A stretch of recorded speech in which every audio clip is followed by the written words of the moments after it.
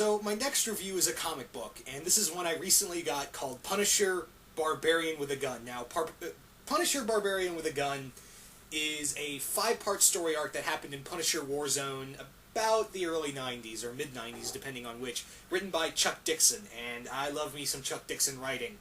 And this is really cool. This pretty much follows... Frank is following this guy named Viamos into a place called Porto Delca, I think that's the name of it, which is a made-up country in the Caribbean in the Marvel Universe. And he's going there to kill this guy for pretty much drug running outside of that country.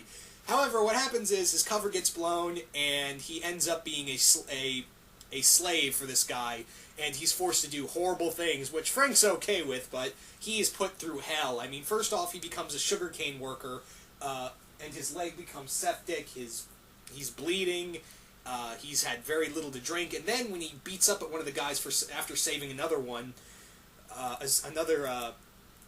sugarcane worker, he ends up working for this fat guy who makes him fight over a sugarcane pit that's been shorted into blades, and he makes him box 3 guys at once over this board like some kind of Mortal Kombat death match.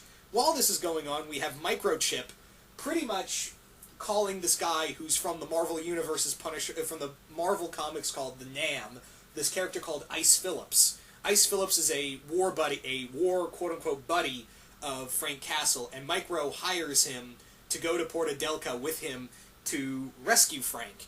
And the rescue doesn't go so well, because during all this, Porta Delca is in the middle of a revolution. And it's funny, too, because when I started reading this comic book, I've just finished the Mexican campaign in Red Dead Redemption. So the whole guerrillas overthrowing the government in a Hispanic society in some kind of way. I was like, I just got through reading about this. I mean, playing through this as John Marsden. So, anywho, this is a really cool comic. I mean, the Punisher has to fight drug runners, guerrillas, revolutionaries, fucking gangbangers, even alligators. He has to shoot his way through alligators at one point. And Frank is at his worst in here. He's got a fever. He's bleeding out of his leg. He is just not in the best mindset at the moment. And he's just fighting through it.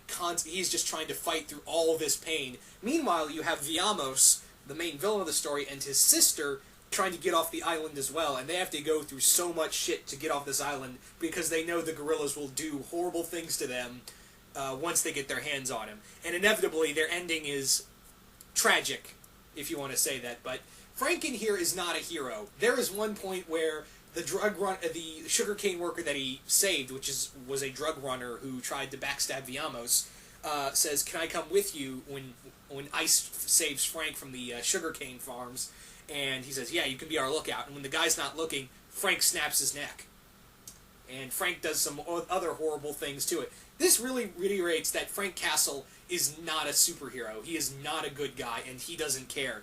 All he cares about is getting his guy and killing him.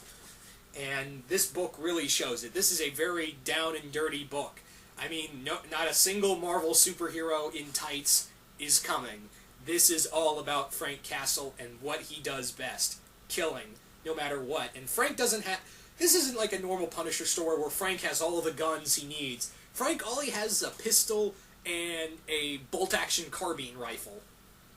That's pretty much all he has to work with, and the carbine rifle only came from Ice Phillips when he gave it to him. Among other things, Frank just has to rely on his training and his just sheer willpower just to get through all this, and he has to literally go through hell in this little backwater nation. And yeah, he loses his mind several times over. He goes a little nuts here and there. But yeah, this is a really good stuff. I love me some Punisher books, and I'm surprised that you'd think this is a Max book, but no, this is in the Marvel Universe. This is long before Punisher Max came out. If you're a Punisher fan, I really recommend this. I found this for about $10. The trade for $10 is a discount price at a Books A Million I was at. So I decided I had a little money to spare, and I was like, I want more Punisher books. So I figured, what the hell, I'll get it. And I was not disappointed. This was really good, and I really recommend this. So, like I said, if you're a Punisher fan, definitely give this a look.